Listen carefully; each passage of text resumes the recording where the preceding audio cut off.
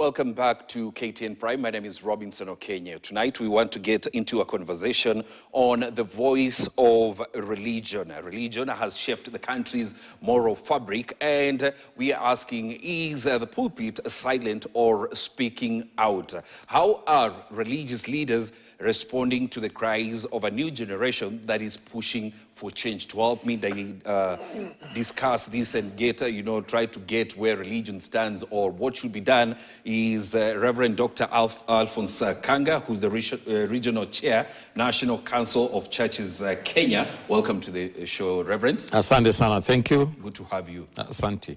Yes, and also Sheikh Ibrahim Elethome, who's a Muslim religious scholar. Welcome to the show, Sheikh. Thank you very much. Yes, good to have you. Thank you. Let's begin with reflecting, because we are nearing the first anniversary of June 25th protest that we had, a year ago. And let's begin with the reflection, Reverend. I mean, when you take a look at the year that we've had since June 25th last year, have you seen any change, either in governance, accountability, what young people are pushing for? I'll say yes. Although it is slow, systematic, but there are changes. A fact that we had a change on the issue of finance bill, a fact that all of us have come to understand that the Constitution must be respected, a fact that many of us have come to understand that the voice of the wananchi comes first. And then there is change. There is change in that we have come to unite on the issue of, on the table of peace, which must be accompanied by justice. A fact that we are talking peace accompanied by justice, and when they speak, we can listen. A fact that we as religious people, we are talking moderate, we are doing the moderate, trying to come together and do shadow diplomacy, come together and ask for dialogue, come together and mediate to make sure that things does not go the way they went last year. We can say there is change. There is change, a fact that as a religious community, we are playing the role of defender. We are playing the role of being guardian of values. We are playing guardian of values, in that we are talking about guardian of truth, guardian of justice, guardian of what the holy books teach. Yes. Then we can say there is change. There is change in that we as religious people, we are talking about converts. We are trying to convert people from sin to the right thing. We are trying to say no to violence. We are trying to say no to corruption. We are trying to say no to extrajudicial killings. We are trying to say no to abduction. And it seems people are listening. Although you can hear this has happened, but we are speaking on those issues. Are there change? Yes, there is change, slow, but we can say there is change on the way. And we have hope. Yes. There's always hope. We are not hopeless. Yes. Sheikh, have you seen any change when you talk about this reflection of 1 year down the line? Have we seen any change on accountability, transparency, when it comes to corruption and things that the Gen Z movement wanted sorted out? Have you seen change? From where I sit, and if you just consider the magnitude of the sacrifice that we had to give as a country, and I would say that it is very little. And some of the changes, according to me, negative changes. For example, I want to speak now as an individual, a Kenyan. Yes. My personal experience is that what happened last year helped me expose, or it exposed politicians who, before the Gen Z happened last year, they used to position themselves as the defenders of the downtrodden. But they were exposed as people who would take advantage of any situation to get political mileage. Yes. For their political parties, political coalition, and the rest. Considering also the magnitude of the sacrifice that we had to make as a country last year, would have expected more changes in terms of taking responsibility. Take, for example, the police.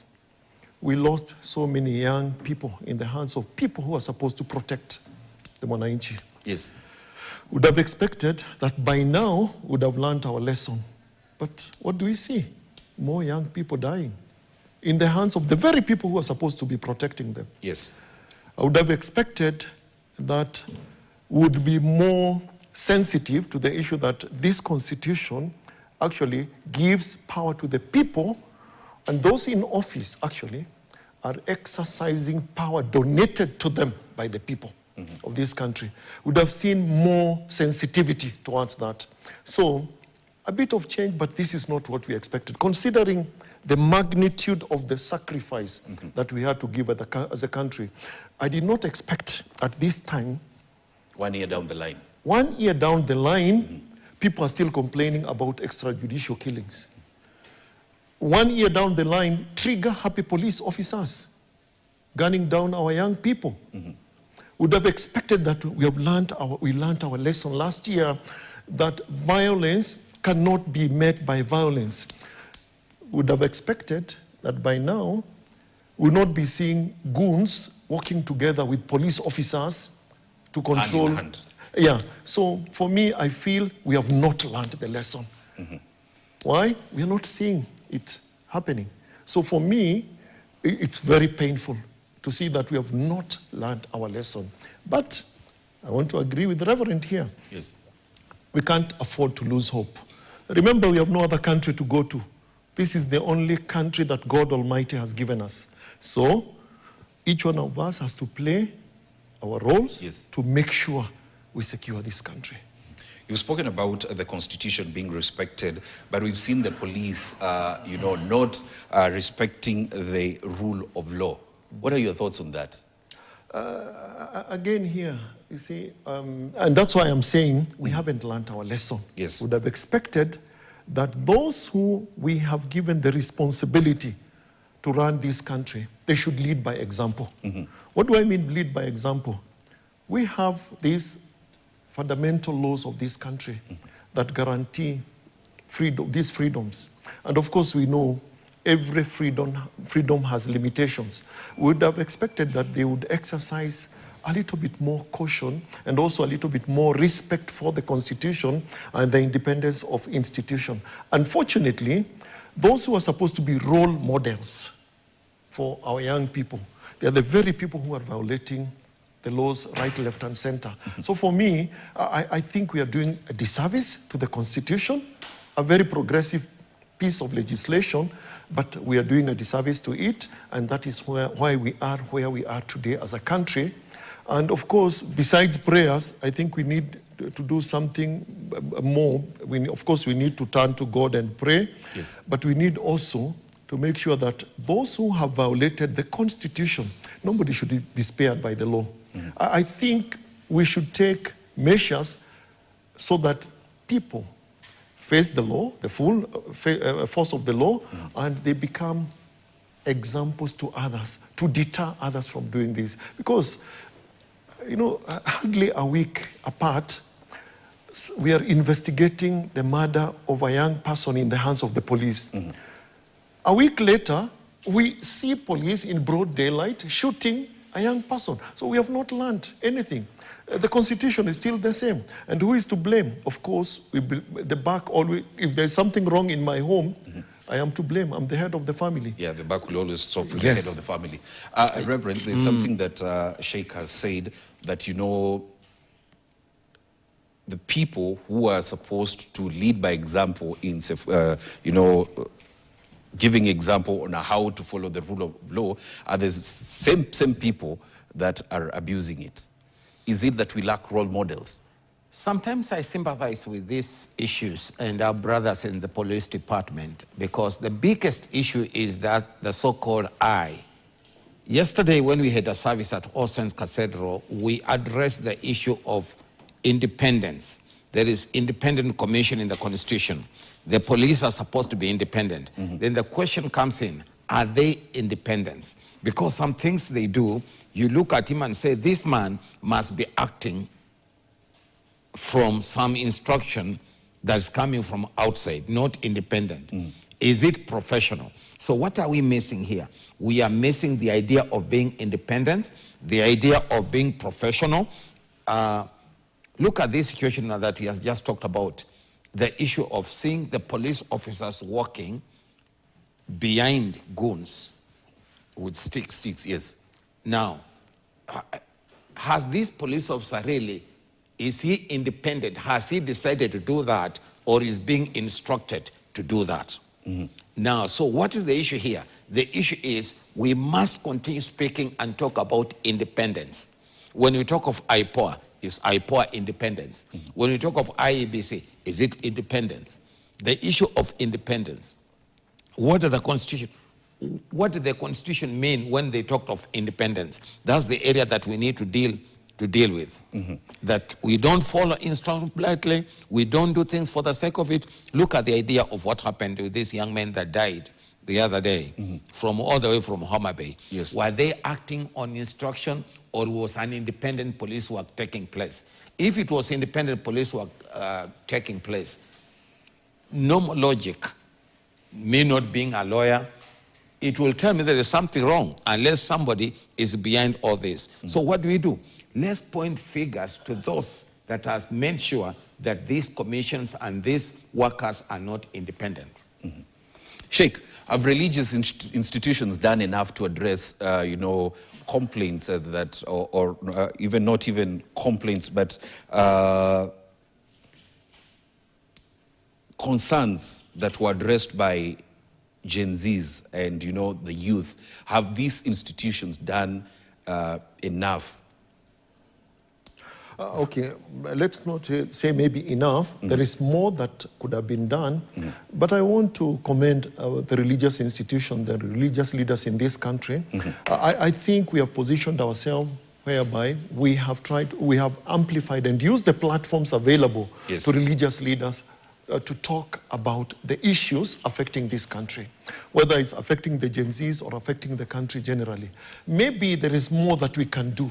But I want to believe the religious leaders in this country have not been quiet. What we saw yesterday is an example at the All Saints Cathedral. We ourselves in our mosques and the rest, if you've been following carefully, we have been using the opportunities that we have and the platforms that we have to talk about leaders and leaders being responsible. And even the young people, we have been telling them, exercise your rights that have been guaranteed in the Constitution, but you need also to be responsible, because there is nothing like absolute rights or absolute freedoms. So maybe for a person sitting outside, or maybe more was expected, but again, it will be unfair to the religious institutions in this country to say that we have not done anything. We've done maybe not enough. We need to do more, considering the power of religion. And for me, even the politicians who think that they are very powerful, at the end of the day, they'll come and kneel down before a religious leader. And for me, that is the manifestation of the power of religion.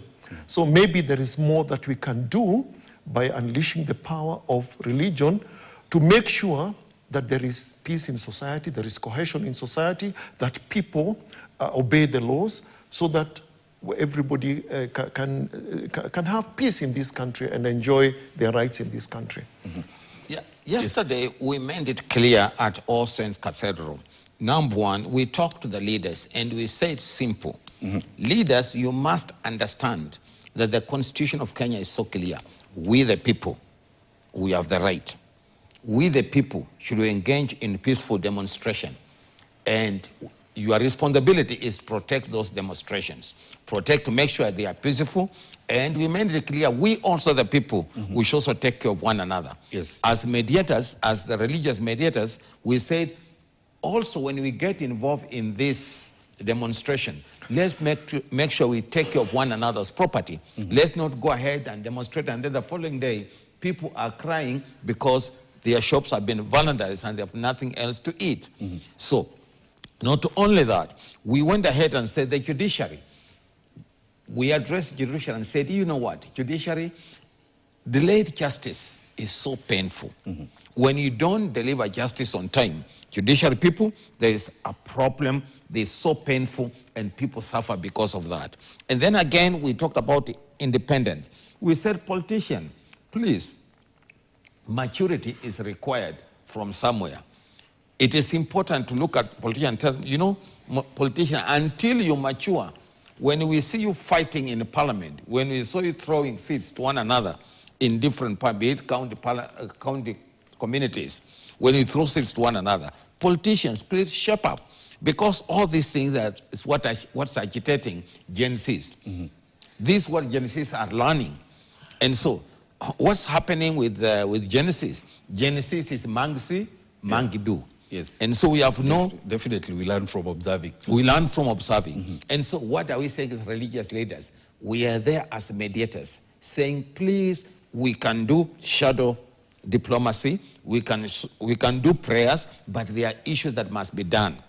Also, as religious people, we are believers that spirituality is not a reason for irresponsible behavior. Whereas we are spiritual, there are things that must be done right from us as religious leaders. Not only that, yesterday we said it's possible that areas where religion was taken as if we are not doing anything. If you saw as if we are doing anything, praying is very, very important. Because as religious people, we believe when man works, but when man prays, God works. That's very important.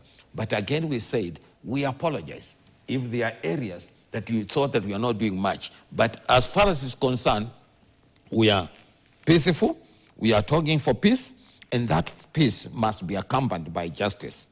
Reverend, yes. Last year, there was a time when, you know, the youth used to walk out when you give political leaders an opportunity to speak at the pulpit.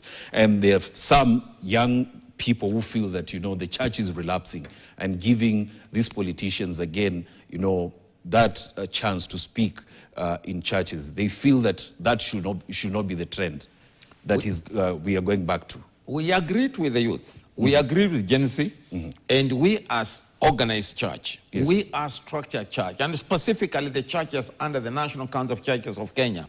That one, we dealt about it as a people, and then we agreed that there is a place for the liturgy and there is a place for the politicians. In most cases, when the politicians come in this worship place, what we do, we recognize them, and if they want to speak to the people, they speak to the people outside the sanctuary. But clearly within our liturgy, we don't have a place for a politician to come and interfere with the liturgy. So we ask our member churches that they stick to their religious or their denomination liturgy minus the politician coming in. We understood that. Yes. And that's why we apologize. There are areas we saw that happening, and all of us, we said no, and we still keep those standards. If there is one or two that will be, in one way or another, will go around and do that, we always ask them, please, brother, sister, this should not be done. Yeah. Sheikh, I want to get your thought on this. We had a story today on KTN Prime, and it was all about, you know, plans to infiltrate tomorrow's, Wednesday's peaceful protests, you know, get goons in there. And it will be on the Standard newspaper. That is the headline tomorrow in a chilling expose. The Standard uncovers messaging in WhatsApp groups run by government bloggers and officials, UDA Secretariat staff and parastatal chiefs, where they've been planning on how to infiltrate peaceful protests in the city, generate propaganda aimed at media houses and you know, prominent individuals seen to be critical of the government. The tactics include unleashing goons to cause mayhem, you know, with a clear instruction to steal smartphone from protesters, to stop them from capturing images of protests and police brutality. Reverend, this country needs prayer. I'm telling you. And this coming from a credible newsroom like the Standard, it is very worrying. You know, if it was in the social media, I would dismiss it. Yes. But coming from a credible media house like the Standard, I'm very worried about it. And the question that we need to ask ourselves, what purpose will that serve? Are these people who care about this country? The answer is no. Let's begin from the Gen Z's demonstration. Is there anything wrong with people organizing themselves to protest? The answer is no, as per the Constitution. As long as they do it within the Constitution, peacefully, then there is nothing wrong with that. But we need to tell them also, because we have to be very fair. We are not politicians. Politicians are the ones who keep on changing sides depending on their interest, and we've seen that happening. Even when you hear them talking, those who were once upon a time in and they've gone out for whatever reason, now they seem to be aligning with the Gen Zs, not because of love of the Gen Zs, it's because of their interest. It serves their interest at that time. And those who are out and now they're in, and I know you know what I mean by that, now because it serves their interest to be with the people who are in, they have changed. The only stakeholders here, and I want to say very authoritatively, are the religious leaders who can save this country. Now, who is supposed to ensure that there are peaceful demonstrations? Number one, the organizers. And we've heard them saying, Reverend, that they are doing whatever it takes to make sure the protests are peaceful. Of course, you cannot rule out criminals who take advantage of that. Now, this is where now the law, the police comes in. Their primary duty is to ensure Kenyans, their lives and properties are secure. That's why we pay them. That's why they are trained in Kiganjo and other places to ensure that. And they're supposed to protect those demonstrators. So we expect the Gen Zs to be responsible and make sure they do not cross the limits. And we expect the police to ensure that so. What about the leadership? And it is very worrying that the Standard is carrying that story, and I heard it also, and I was so worried from where I was sitting. If this is true, what kind of leaders are these? What kind of leaders are these that they plan to disrupt the demonstrations and even actually promoting crime? Because when you say they should steal the smartphones from the demonstrators so that they do not cover, what do they want to achieve? Are these people who care about this country? The answer is, Reverend, they don't care about this country. And these are people, actually, I would urge Kenyans to see who these leaders are. 2027 is coming. We should use the power of the vote to weed them out. Because these are and unfortunately, it is we who put them into power. But I would want to urge fellow Kenyans, this country does not belong to the politicians. It doesn't belong to any political party. It belongs to all of us. And each one of us has the right. And we cannot keep quiet when we hear these kind of things being done. Because it's like, ni wenye inchi. Who is wenye inchi? We are the wenye inchi. We have a duty. This is a ship. If it sinks, we sink all of us. None will be left. So we have a duty to protect. And as a religious leader here, I want to quote a teaching from our religion. It says, rescue your brother, whether he is the oppressor or the oppressed. And then the Holy Prophet, peace be upon him, was asked, I know how to rescue him. It makes sense that I should rescue my brother when he's the oppressed, when he's the downtrodden. It is understandable. But how do I rescue him when he's the oppressor? By stopping him from oppressing. So we are telling those who are planning to disrupt, the Lord is watching you. Fear God. Because these are people who even come to places of worship, kneel down and cry. I'm telling them the Lord is watching you there. Fear God, and please don't do that because it is wrong. And if people are not watching you, they cannot see you, God is watching you. That's what we are telling them. It's very unfortunate that this is happening. And God help this country. And again, the power of prayer. Reverend, usiku leo amka tuombe. Yes, and I'm hoping it is propaganda. Some of these things is manipulation for domination. I'm hoping these statements are not scam, because we, as religious people, we have told Kenyans, we have a right for peaceful demonstration, but nobody should be left crying after demonstration. If we are telling the community that we go to demonstrate, but nobody should be left crying, and then you sit there to plan how people will be left crying, then simple language, it is sin. You have missed the step. And we need to call you out and tell you you are wrong. And if you are doing that to meet a need, maybe it might turn up to be upside down. What you are trying to gain, you might not gain that. Because for real, if we back off from these Gen Zs and watch them as they demonstrate. And the other day we were saying, if it is peaceful demonstration, even the younger pastors should be there. Those who want to demonstrate. Oh, yes. They should be there and pray for these people and sing their songs. And then sit down and pray for them. And then after that, they go back to their homes. And then they have sent the message. But when you plan evil, to kill, to maim our children, it's unfortunate. I hope that's not true. I hope what the standards, that information, the source of that information, it is an expose. Of course, you'll get to read it on the newspaper tomorrow. We also had the story on TV tonight, of course, on those planned attacks on peaceful demonstrators on Wednesday, the first anniversary of the 25th Gen Z demonstrations. But we hold that thought there, Sheikh and Reverend. I want us to take a short break. When we come back, we continue with this conversation on how religious leaders are responding to the cries of the new generation. That will be in a bit.